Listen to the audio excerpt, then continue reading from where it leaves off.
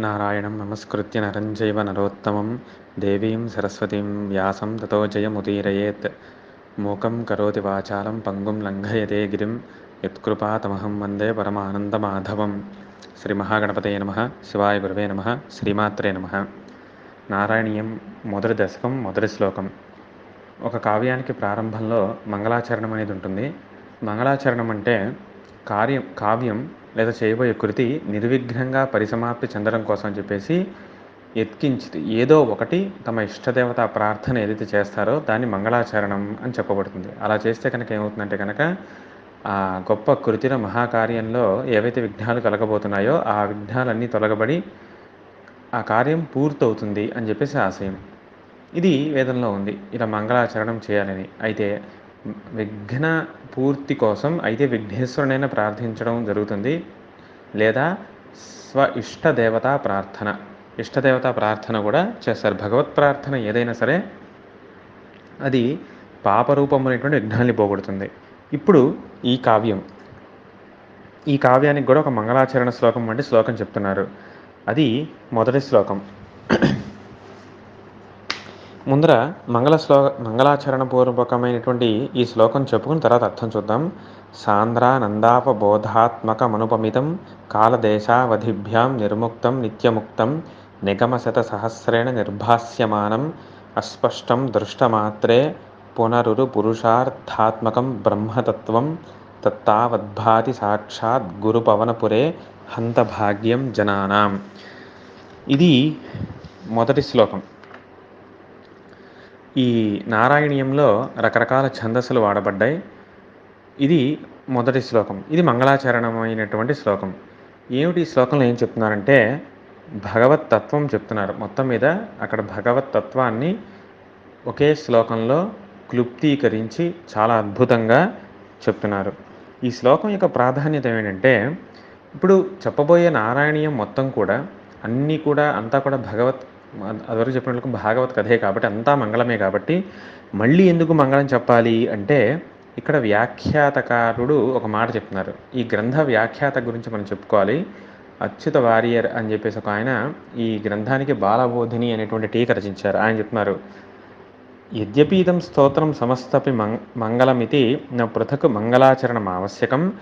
ఈ శ్లోకం మొత్తం కూడా అంటే ఈ చెప్పబోయేటువంటి నారాయణీయం మొత్తం కూడా భగవత్ కథ రూపమైనటువంటి మంగళమే. కాబట్టి మళ్ళీ ప్రత్యేకించి మంగళస్తోత్రం ఎందుకు అంటే ఈ శ్లోకంలో అసలు భగవంతుడంటే ఎవరు అనేది పరిపూర్ణంగా చెప్పబోతున్నాం. కాబట్టి ఆ పరిపూర్ణ భగవత్ స్వరూపం చెప్పేటువంటి ఈ శ్లోకం మంగళాచరణ శ్లోకం అవ్వబోతోంది అని చెప్పేసి ఇక్కడ చాలా స్పష్టంగా చెప్తున్నారు.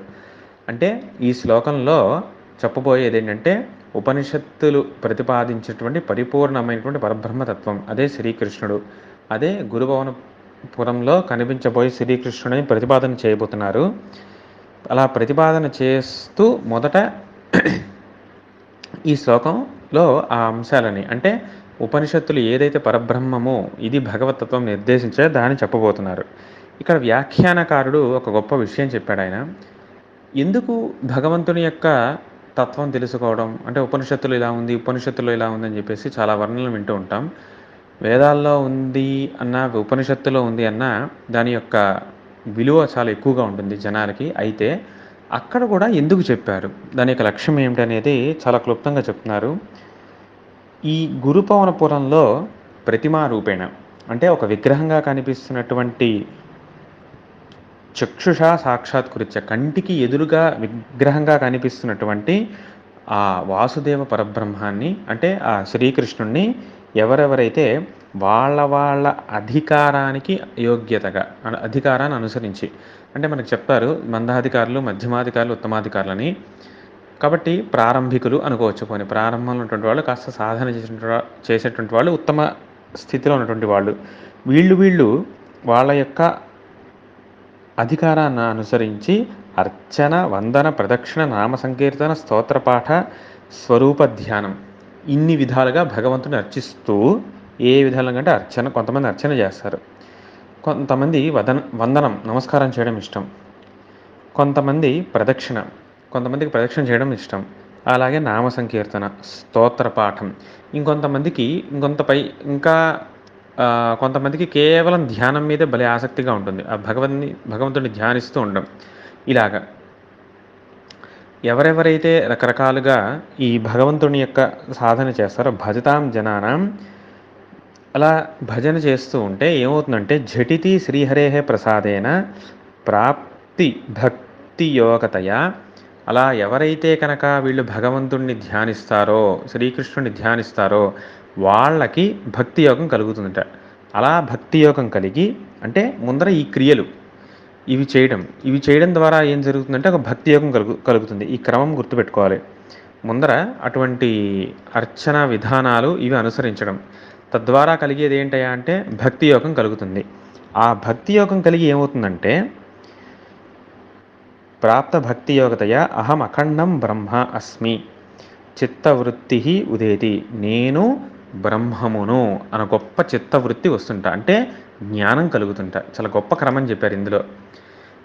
మొదట భగవత్ సాక్షాత్కారం అంటే ఎదురుకుండా గురు పవన పురాధీసుడిని ని దర్శించుకోవడం.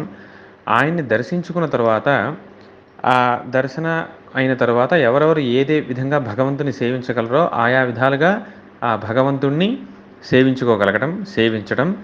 అదే చెప్పారుగా అర్చన, వందన, నామ, ఇవన్నీ నామ సంకీర్తన ఇవన్నీ చేసిన తరువాత జరిగేది ఏంటంటే భక్తి కలిగి, భక్తి ద్వారా చిత్తశుద్ధి కలిగి జ్ఞానం కలుగుతుంది. ఎటువంటి స్వరూపం, ఏ విధమైన జ్ఞానం కలుగుతుందంటే అహం అఖండం బ్రహ్మ, నేను అఖండమైనటువంటి బ్రహ్మమును. ఇది వింటుంటే చాలామందికి ఒక మహావాక్యం కూడా గుర్తుకు రావచ్చు. ఆ మహావాక్య స్వరూపంలో ఉన్నటువంటి జ్ఞానం కలుగుతుంది. అంటే నేనే సాక్షాత్తు బ్రహ్మమును, నాకు ఆ కనిపించేటువంటి బ్రహ్మ స్వరూపమైన శ్రీకృష్ణునికి భేదము లేదు అనేటువంటి గొప్ప జ్ఞానం కలుగుతుంట. ఇది సారాంశం. అంటే గురు పురాధీశ్వరుడు కృష్ణుని ఆరాధించడం వల్ల కలిగేటువంటి ఫలితం, లేదా ఆ క్షేత్రంలో ఉన్నటువంటి దేవతని ఎలా సేవించాలి, సేవిస్తే వచ్చే గొప్ప ఫలితం ఏంటనేది చాలా చక్కగా చెప్తున్నారు. ఇప్పుడు ఆయన యొక్క స్వరూపం తెలుసుకోవాలి కాబట్టి సాంద్రానందావబోధాత్మకం అని చెప్పారు.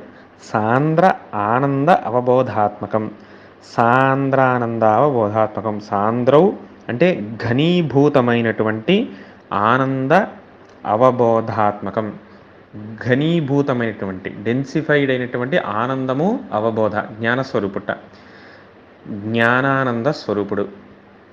అంటే జ్ఞానం దీన్నే మనకు తెలిసిన ప్రసిద్ధమైన భాష చెప్పాలంటే జ్ఞానమే చిత్తు, ఆనందం చిదానంద స్వరూపుడు, సచ్చిదానంద స్వరూపుడు. సత్ ఏమైందంటే చిత్తులో కలిసి ఉంది కాబట్టి చిదానందం అని చెప్తే సచ్చిదానందం అని చెప్పేసినట్లే. కాబట్టి ఇటువంటి ఆనందం, ఎటువంటి జ్ఞానం అంటే సాంద్ర ఆనంద అవబోధాత్మకం అయినటువంటి వాడు. అది చెప్తున్నారు. అవబోధం అంటే జ్ఞానము అని. ఇక్కడ ఇంకొక విషయం, ముఖ్యమైన విషయం తెలుసుకోవాలంటే కృష్ణుడు అన్న విషయం ఎప్పుడు వచ్చినా ఆయన జ్ఞానస్వరూపుడు అన్న ప్రతిపాదన ఎప్పుడు మనం మనసులో గుర్తుపెట్టుకోవాలి. కృష్ణుడే భగవద్గీతను ఉపదేశించింది. అద్వైత జ్ఞానానికి మూలమైనటువంటి భగవద్గీతను ఉపదేశించింది కృష్ణుడే. భగవద్గీత జ్ఞానం అన్ని విధాలుగా ఐహికంగా, పారిమార్థికంగా కూడా ఉపయోగపడుతున్న విషయం అందరికీ తెలిసిందే.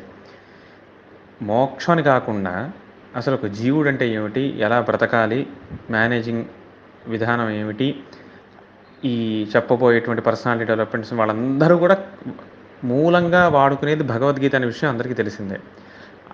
లౌకిక జ్ఞానం లేదు, ఆధ్యాత్మ జ్ఞానం, బ్రహ్మజ్ఞానం కలగాలన్న భగవద్గీతే. అందుకే అద్వైత జ్ఞానాన్ని ప్రచారం చేసినటువంటి, అద్వైత జ్ఞానాన్ని సిద్ధాంతాన్ని విశదపరిచినటువంటి, చాలా స్పష్టపరిచిన శంకర భగవత్పాదుల వారు ప్రస్థానత్రయంలో తీసుకుంది భగవద్గీత. అటువంటి భగవద్గీత జ్ఞానాన్ని అందించింది సాక్షాత్ శ్రీకృష్ణుడు. అందుకే కృష్ణం వందే జగద్గురం. ఈనాటికి సాంప్రదాయ పీఠాలలో ఈ దీక్ష వహించేటప్పుడు పీఠాధిపతులు చాతుర్మాస దీక్ష చేసేటప్పుడు మొదటి రోజు ఆ వ్యాస పౌర్ణమి నాడు అర్చించేది 3 పంచకాలు. అంటే పంచకము అంటే ఐదుగురిని. మొదటి పంచకం కృష్ణుడు, సనక సనందాదులు, అంటే మధ్యలో కృష్ణుడిని పెట్టి సనక సనందన సనాతన సనస్సు జాతుల్ని వీళ్ళని అర్చిస్తారు. రెండవ పంచకం వ్యాస పంచకం, వ్యాస మహర్షి ఆయన యొక్క శిష్యుడు జైమిని, పైలుడు, వైశంపాయనుడు ఇటువంటి వాళ్ళు. మూడో పంచకం శంకర భగవత్పాదుల వారిది. శంకర భగవత్పాదుల మధ్యలో పెట్టి ఆయన యొక్క శిష్యులు తోటకాచార్యులు, పద్మపాదాచార్యులు వీళ్ళు. ఇలా 3 పంచకాలను ఆరాధిస్తారు ఆ రోజు. ఇది సంప్రదాయం. ఇది ఎందుకు వాళ్ళని ఆరాధించడం అంటే, అద్వైత జ్ఞానానికి మూలమైనటువంటి వాళ్ళు నారాయణ సమారంభాం వ్యాస శంకర మధ్యమాం అన్నట్లుగా నారాయణుడితో మొదలుపెట్టి, అంటే శ్రీకృష్ణుడితో మొదలుపెట్టి ఆయనేగా మరిచింది భగవద్గీత జ్ఞానాన్ని, ఉపనిషత్సారమైన భగవద్గీత జ్ఞానాన్ని అందించింది శ్రీకృష్ణుడే కాబట్టి నారాయణ సమారంభాం వ్యాస శంకర మధ్యమాం, ఆ వ్యాసుడు మధ్యలో దాన్ని సూత్రీకరించి బ్రహ్మసూత్రాలను అందించినటువంటి వాడు. అంటే ఉపనిషత్ జ్ఞానాన్ని అర్థం చేసుకోలేని వాళ్ళకి, నేరుగా ఉపనిషత్తును అర్థం చేసుకోలేని వాళ్ళకి సూత్రప్రాయముగా ఇచ్చింది భగవానుడు బ్రహ్మసూత్రాల్ని. ఈ ఉపనిషత్తుల్ని, ఆ బ్రహ్మసూత్రాల్ని, నేరుగా భగవంతుడు చెప్పిన భగవద్గీతని కూడా ఇంకా ఎటువంటి భ్రమలు, సందేహాలు, అపార్థాలు లేకుండా యథాతథంగా దాని అర్థాన్ని విశదీకరింపజేసింది సాక్షాత్ శివావతారం అంటే శంకర భగవత్పాదుల వారు. కాబట్టి ఈ ఇంత అద్వైత జ్ఞానానికి మూలమైనటువంటి ఉపనిషత్తులు సాక్షాత్ కృష్ణ స్వరూపం. ఆయన ఉపదేశించిన ఆ ఉపనిషత్ సారం మళ్ళీ భగవద్గీత. కాబట్టి కృష్ణుడు అంటే జ్ఞానం, కృష్ణుడు జ్ఞానస్వరూపుడు, జగద్గురువు అన్న ఈ అంశాన్ని గుర్తుపెట్టుకోవాలి. ఇక్కడ ఒక చిన్న కథ, అద్భుతమైన కథ అనుసంధానం చేసుకోవాల్సింది ఈ విషయం గట్టిపరచడం కోసం. మధుసూదన సరస్వతి స్వామివారు ఈ కథగా చెప్తారు. ఇది ఆయన ఎవరు అంటే భగవద్గీతకి గూఢార్థ దీపిక అనే గొప్ప గ్రంథం రాసినటువంటి ఆయన, అలాగే అద్వైత సిద్ధి అని గొప్ప గ్రంథాలు రాసిన ఆయన. శాస్త్రాలు చదువుకునేటువంటి వాళ్ళకి ఈయన బాగా పరిచయం అవుతారు. శంకర భగవత్పాదుల వారి భాష్యం తర్వాత ఈయన భాష్యమే చాలా ప్రాచుర్యంలో ఉంది. భగవద్గీతకి గొప్ప శాస్త్రకారులు, భక్తులు. ఆయన చిన్నప్పుడు ఒక సాధువుని సేవిస్తే సాధువు సంతోషించి ఆయనకి ఒక కృష్ణమంత్రాన్ని ఉపదేశించారట.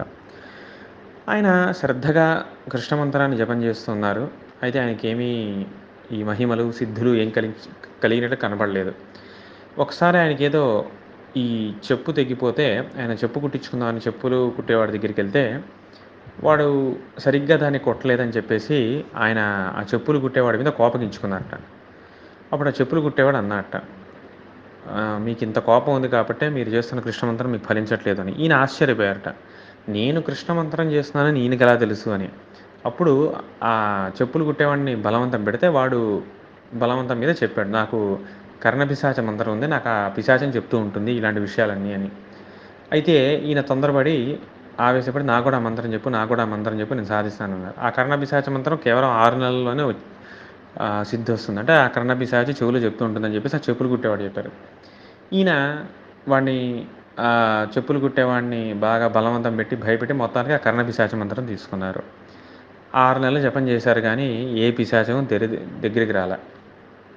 ఆయనకి బాగా ఇంక కోపం వచ్చి ఓ రోజు కర్ర తీసుకుని ఆ చెప్పులు కుట్టేవాడిని కొట్టబోయారు. ఈయన కొట్టదామని చెప్పేసి వెళ్ళారు.